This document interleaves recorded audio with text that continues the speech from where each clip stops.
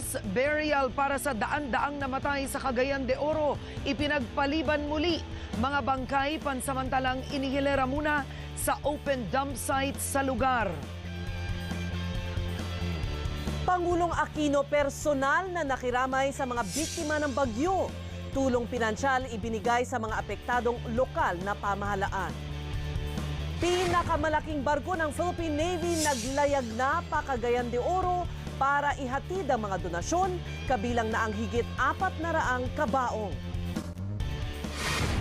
Exclusive! 2 askal nakatulong mailigtas ang isang pamilya sa Mandulog, Iligan City sa kasagsagan ng bagyo.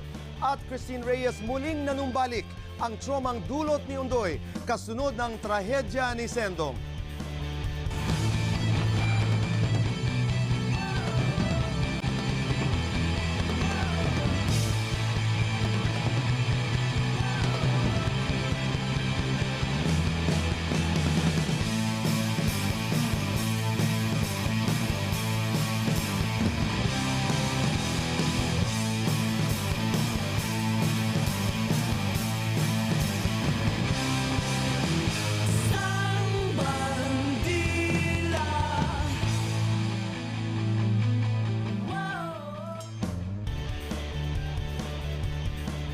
Kapamilya, aabot na sa halos 1,000 ang bilang ng namatay sa pananalasa ng bagyo.